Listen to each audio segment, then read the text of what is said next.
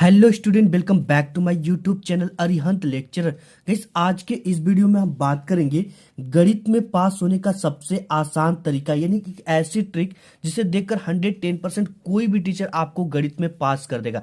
अगर आपकी भी मैथ कमजोर है या आप एक टॉपर स्टूडेंट हो बट आपको बोर्ड एग्जाम में कोई भी मैथ का क्वेश्चन नहीं आता, तो उसे आपको कैसे लिखना है, यानी क्या ट्रिक लगाना है कि 110% आप उसमें पूरे के पूरे नंबर आपको मिल जाए। तो गणित में अगर आप बिल्कुल कमजोर छात्र हो, आपको लगता है कि मैं फेल हो जाऊंगा, अगर ये वीडियो आपके सामने आई है तो आप एक लकी इंसान हो, क्योंकि 110% आपको अब गणित में पास होने से कोई नहीं रोक सकता है। आपने यूट्यूब पे बहुत सारे गणित में पास होने की ट्रिक देखी होगी, बट ये जो ट्रिक है आपको जानकर खुशी एंड हैरानी होगी कि आप स्वयं एक गणित के टीचर और एग्जामिनर से देख रहे हो, जो कि मैं बोर्ड में गणित की कॉपी चेक करता हूं। तो ये ट्रिक अगर आप लगाते हो तो कोई भी एग्जामिनर आपको फेल नहीं कर पाएगा, क्योंकि ये 100% जीनियस ट्रिक है। ठीक है, क्योंकि ये जहां ही लगा दोगे वही निकल जाएगा। तो ये अगर आप इस वीडियो पे क्लिक किए तो आप एक लकी इंसान। यहाँ पे मैं पेपर भी ले रखा है और यहाँ पे बोर्ड की कॉपी भी ले रखा है। इस सभी में मैं आपको सॉल्व करके लाइव बताऊंगा और ये ट्रिक आपको कैसे लगाना है ये चीजें भी बताऊंगा।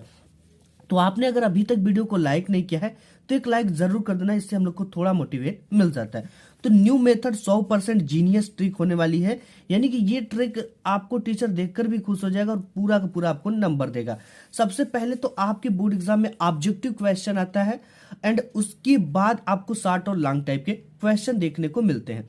तो सबसे पहले अगर आपको ऑब्जेक्टिव क्वेश्चन, यानी बिना पढ़े ऑब्जेक्टिव क्वेश्चन को आपको कैसे सही करना है ये चीजें हम देखेंगे। उसके बाद हम देखेंगे कि बिना कुछ पढ़े शॉर्ट और लॉन्ग टाइप के जो क्वेश्चन होते हैं, लघु और दीर्घ उत्तरीय प्रश्नों को उत्तर कैसे लिखना है, उसे ट्रिक से कैसे हमें ऐसा सॉल्व करना है कि टीचर देखकर हमें पास कर दे। ठीक है, और उस पर नंबर भी दे दे बिना कुछ पढ़े। ठीक है, और गणित आपको बिल्कुल भी नहीं आती तो आपको बिल्कुल भी टेंशन अब लेने की बात नहीं है, क्योंकि आपको एक ऐसी वीडियो मिल गई जो कि आपको 110% श्योर शॉट आपको पास कराएगी। ठीक है, आपको सबसे पहले चीजें आती है इसमें कि ज्यामिति और रचना भी आता है मैथ में। तो आपको नहीं आता है तो आपको उसे कैसे सॉल्व करना है कि उसका भी नंबर आपको मिले। एंड गणित की कॉपी में क्या देखकर आपका टीचर फुल मार्क्स देते हैं और खुश हो जाते हैं, ये भी चीजें हम देखेंगे। एंड गणित की कॉपी लिखने का सही तरीका क्या होता है इसको भी देखेंगे। एंड जो बिल्कुल कमजोर छात्र जिसे गणित में कुछ नहीं आता, तो ये ट्रिक लगा देना, आप 110% पास हो जाओगे। ठीक है, मैंने शुरू में ही कहा कि अगर आपने इस वीडियो पे क्लिक किया है तो आप एक लकी इंसान हो। अगर आज की इस वीडियो को आप मिस कर दोगे तो कभी ये नहीं जान पाओगे कि कमजोर से कमजोर छात्र गणित में पास कैसे होंगे, या गणित में कोई भी क्वेश्चन का आंसर नहीं आ रहा तो उसे कैसे हमें लिखना है। ठीक है, कि नंबर मिले। अब सबसे पहले थोड़ा सा मैं ऑब्जेक्टिव की बात करूंगा। ठीक है, ऑब्जेक्टिव थोड़ा सा हिंट्स दे दूंगा आपको और आगे और भी डिटेल्स हम बात करेंगे। सबसे पहले कि जिस क्वेश्चन में दोनों ऑप्शन हो उसमें तुक्का हमको कैसे लगाना है। जैसे यहाँ पे है कि दो त्रिभुज समरूप होते हैं, इस तरह का क्वेश्चन। ठीक है, देखो इसमें हम थोड़ी सी आपको डिटेल्स बताएंगे। देखो यहाँ पे यदि इनके संगत कोण बराबर है, यदि इनकी संगत भुजाएं एक ही अनुपात यानी समानुपाती में होती है, एंड यहाँ पे दे रखा कि उपयुक्त ए व बी दोनों या इनमें से कोई नहीं। तो जब भी ऐसा क्वेश्चन आपको बोर्ड में दिख जाए, ठीक है, ये दो तो दे दिया और दे देगा कि उपयुक्त ए एंड बी दोनों या उपयुक्त सभी, तो ये वाला क्वेश्चन सही होने का 99% चांस होता है। यानी आप आंख बंद कर अगर आपको नहीं आ रहा है तो ये वाला आंसर आपको क्या कर देना है, सही टिक कर देना है। ठीक है, और अगर उपयुक्त सभी या ए सभी रहेगा तो ये तो 100% करेक्ट होता है। ठीक है, ये उपयुक्त सभी या ये सभी वाला क्वेश्चन आपको सही होता है। ये भी इसका प्रूफ भी मैं आपको दिखाऊंगा। देखो मैथ जो होता है ना वो स्टार्टिंग इज इंपॉर्टेंट। ठीक है, स्टार्टिंग इज इंपॉर्टेंट, इसी इंपॉर्टेंट चीजों को देखकर ही आपको नंबर मिलता है और एक टीचर समझ जाता है कि बच्चा जो भी क्वेश्चन सॉल्व किया वो सही किया है। देखो मैथ में जो होता है ना स्टेप मार्किंग होता है। ठीक है, यानी कि अगर एक क्वेश्चन, आगे मैं बताऊंगा कि मैथ में स्टेप मार्किंग कैसे होता है, बिल्कुल आसान तरीका है। ठीक है, आपको कुछ भी नहीं पता तो भी आपको नंबर मिलेंगे। देखो क्या चीजें हैं इसमें, ये केवल मैथ के टीचर ही जानते हैं। और जब कोई क्वेश्चन बिल्कुल अलग आपको दिखाई दे, ठीक है, बहुविकल्पी टाइप के क्वेश्चन, जैसे ये क्वेश्चन बहुविकल्पी के बोर्ड एग्जाम में इस तरह के आते हैं। ठीक है, तो जब भी कोई क्वेश्चन आपको बिल्कुल अलग हो, जैसे ए बी सी से, तो उसमें तुक्का आपको कैसे लगाना है। तो सबसे पहले एग्जाम्पल आपको बताऊंगा 2, 4, 5 और 2.2। ठीक है, ये जो क्वेश्चन है आपको इस क्वेश्चन में से 2.2 जो ऑप्शन है ये सबसे अलग दिख रहा है। तो सबसे पहले तो इसको आपको बिल्कुल भी भूल जाना है, ठीक है, इसको आप भूल जाओ एंड 2 4 5 में से आपको बचेगा, ठीक है। और शुरू में जो आपका आंसर ये ऑब्जेक्टिव सही होता है ए और बी सबसे ज्यादा सही होता है, ठीक है, लास्ट में बी और सी सही होता है। तो इन तीनों में से आपको चयन करना है, किसी एक को आपको टिक करना है। गणित में छोटा व बड़ा का तुक्का क्या है?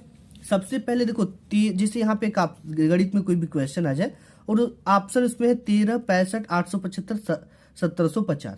सबसे बड़ा क्या है इसमें? 1750, ठीक है, एंड सबसे छोटा क्या है? 13। तो इन दोनों को आपको बिल्कुल भी भूल जाना है, ठीक है, और इन दोनों में से आपको कोई एक को टिक करना है। सबसे ज्यादा क्वेश्चन ऑप्शन कौन सा सही होता है? शुरू में आप जाओगे तो ए वाला ऑप्शन करेक्ट होगा और बी वाला, ठीक है, और सी लास्ट में जाते जाते आपको सी और डी जो ऑप्शन होगा वो सही होने लगता है। यानी कि अगर आप में 20 मार्क्स के बहुविकल्पी क्वेश्चन आ रहे हैं तो 10 क्वेश्चन का आंसर ए एंड बी मारना है, ठीक है, एंड लास्ट में 10 क्वेश्चन के आंसर सी और डी पे आपको टिक करना है, ठीक है। इसके बाद गणित में जितने भी कठिन सवाल होंगे, जैसे समीकरण वाले सवाल होंगे, तो उसका आंसर ए ही सही होता है। जैसे यदि समीकरण 2x + 3x - m = 0 का एक मूल -1 है तो m का मान क्या होगा, ठीक है, इसमें m का मान जो होगा वो क्या होगा? -1, यानी ऑप्शन नंबर ए आपका ही करेक्ट होगा। एग्जाम्पल भी हम देखेंगे यहाँ पे। और जैसे ही हमारा बहुविकल्पी समाप्त होता है और यहाँ से आ जाता है खंड भ। खंड भ में आपको मिलता है लघु उत्तरीय टाइप के प्रश्न, जिसमें से आपको अगर इसमें क्वेश्चन नहीं आता तो इसके आंसर कैसे लिखने हैं कि आपको 110% मार्क्स मिले, ठीक है। जैसे यहाँ पे एक क्वेश्चन है कि यदि समीकरण a = x² + 5x + 8 तथा b = -2 हो तो a + b का मान ज्ञात कीजिए, ठीक है। ऐसा क्वेश्चन दे देगा या तो ऐसा क्वेश्चन दे देगा या तो और भी क्वेश्चन देगा, तो उसको आपको अगर नहीं पता है तो आपको कैसे सॉल्व करना है। सबसे पहले हमने बताया कि मैथ में क्या होता है? स्टेप मार्किंग होता है और स्टार्टिंग इसका इंपॉर्टेंट होता है, ठीक है। तो सबसे पहले आपको इस कॉपी पर अपने आना है, ठीक है, बोर्ड की कॉपी लेना है एंड ब्लैक पेन का यूज कर सकते हैं, ब्लैक स्केच का आप यूज कर सकते हो। यूज करने से पहले आपको ऊपर क्या डाल देना है? हम क्या कर रहे हैं? खंड ब कर रहे हैं, तो यहाँ पे सबसे पहले ऊपर क्या डाल देंगे? खंड ब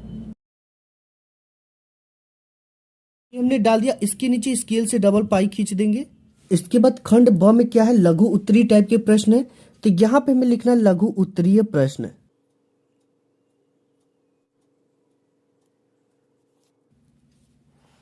तो ये कोष्टक में हो गया लघु उत्तरीय प्रश्न।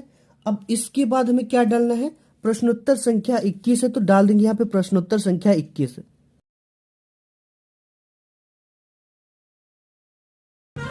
अब इसके नीचे स्केल से डबल पाई खींच देंगे। अब यहाँ पे हमने इतना लिख दिया प्रश्नोत्तर संख्या 21। हम प्रश्नोत्तर संख्या 21 कर रहे हैं जिसमें हमें सभी खंड करना है, ठीक है।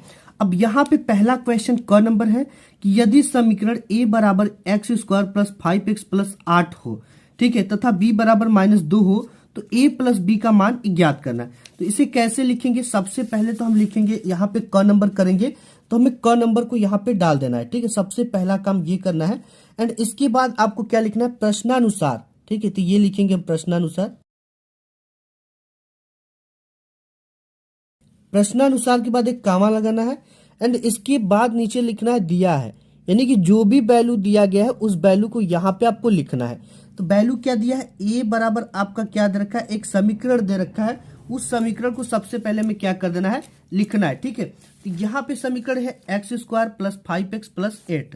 तो यहाँ पे हम लिख देंगे x² + 5x + 8। यहाँ पे हमने लिख दिया, ठीक है। एंड और इसके बाद b बराबर भी कुछ दे रखा है तो हम b बराबर यहाँ पे लिख देंगे कि b बराबर कितना दे रखा है? -2 दे रखा है।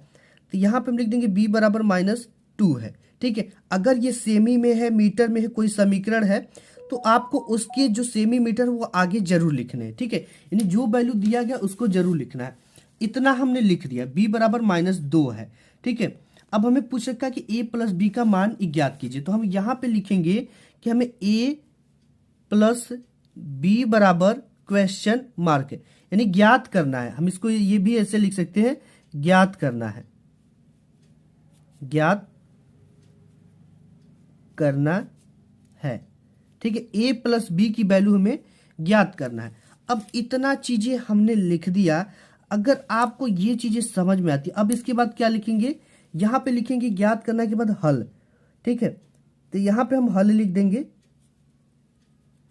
हल के लिए हमें क्या करना है, अगर आपको ये आता है कि ए और बी का वैल्यू दे रखा है तो हम तो सिंपली यहाँ पे पुट कर सकते हैं। जैसे यहाँ पे अगर हम पुट करना चाहें तो ए का वैल्यू क्या है प्लस बी हमको ज्ञात करना है, ठीक है। तो हमें लिखेंगे कि दिया है ए बराबर इतना और बी बराबर इतना दिया है। ए की वैल्यू को हम उठाकर रख देंगे यहाँ पे x square plus 5x plus 8, ठीक है। देखो कुछ भी आपको अपने से दिमाग नहीं लगाना पड़ा है। और यहाँ पे प्लस का सिंबल है तो प्लस लगा देंगे। और b बराबर क्या है -2 है तो -2 यहाँ पे हम रख देंगे, ठीक है।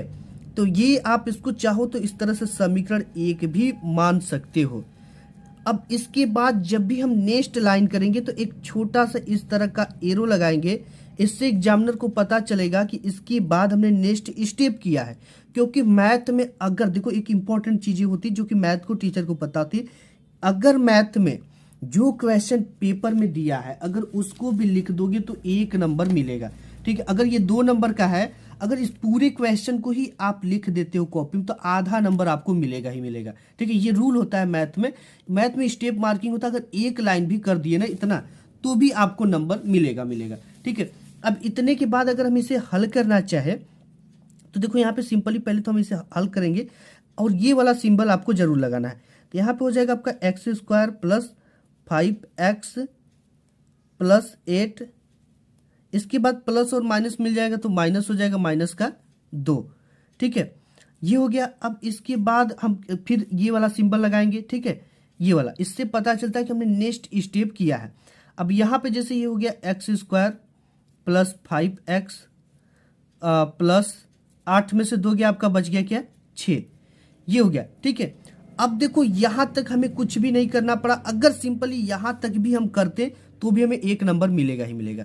अगर कुछ हमको पता है थोड़ा बहुत क्वेश्चन से ही हम निकाल रहे हैं तो भी हमको नंबर मिलेगा, ठीक है।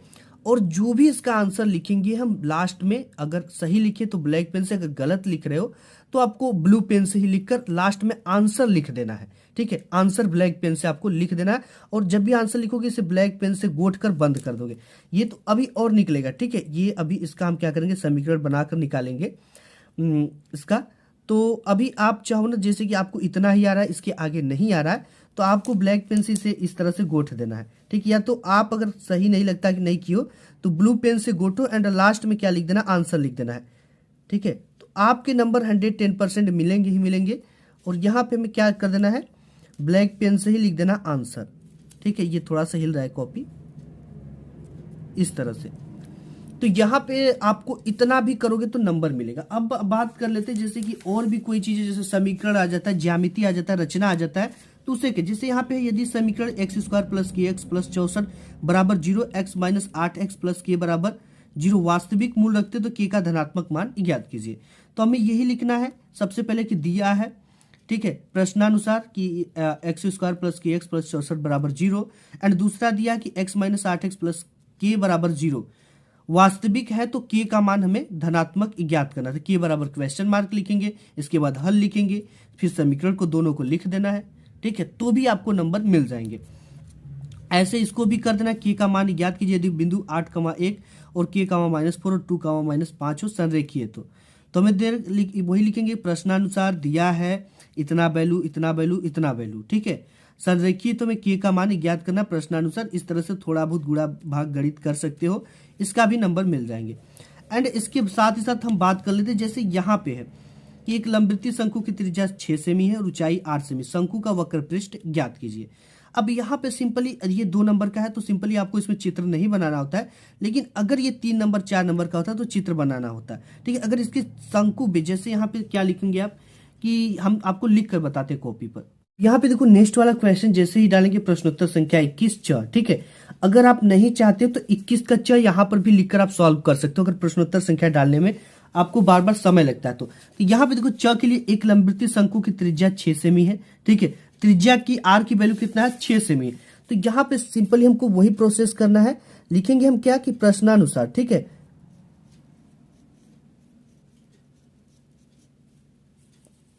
कामा लगाएंगे, इसके बाद दिया है वैल्यू लिख देंगे, जो भी मान दिया है उसको हम अपने लिखेंगे, ठीक है। आर बराबर कितना दे रखा है आर बराबर दे रखा है 6 सेमी। तो इसको जब भी हम लिखेंगे 6 और सेमी, इस तरह से इसका जो ये होता है मात्रक उसको लिखना है, ठीक है। एंड इसकी ऊंचाई भी दे रखा है, और ऊंचाई कितनी है 8 सेमी।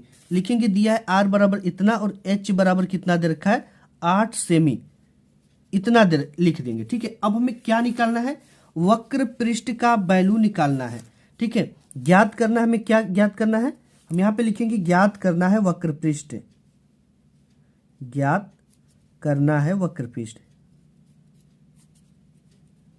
शंकु का वक्र पृष्ठ, ठीक है।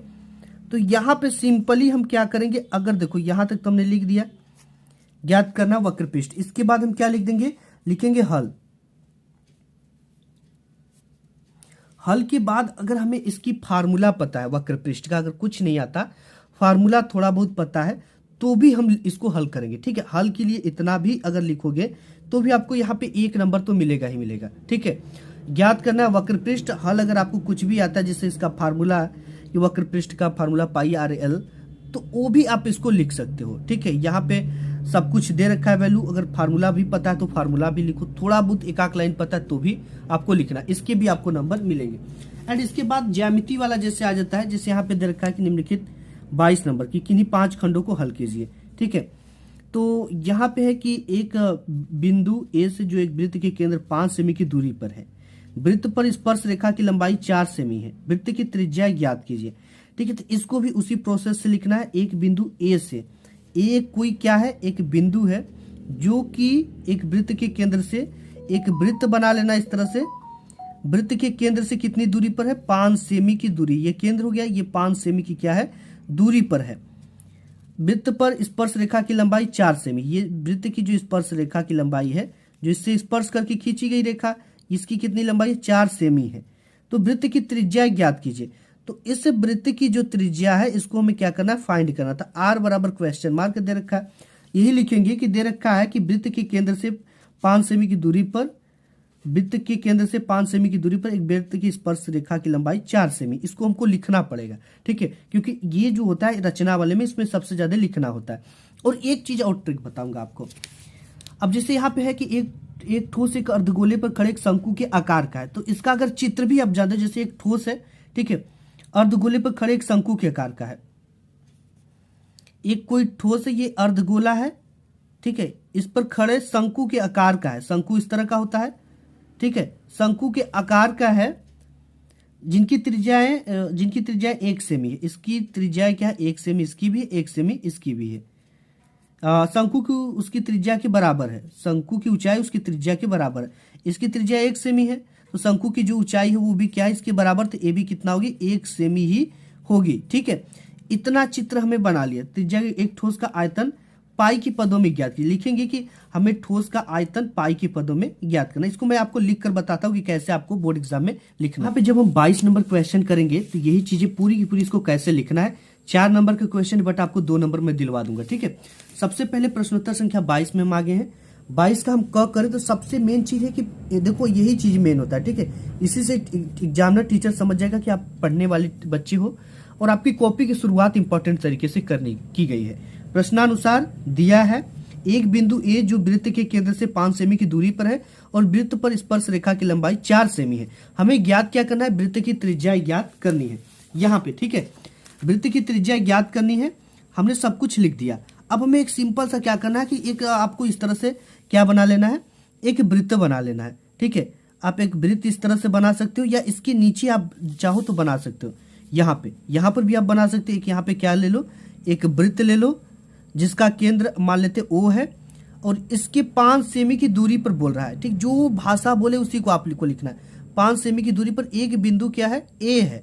अब इससे जो स्पर्श रेखा खींची गई है यहाँ पे इस तरह से, स्पर्श रेखा मतलब छूती हुई खींचेगी, इसकी जो लंबाई है लेंथ है 4 सेमी दे रखा है।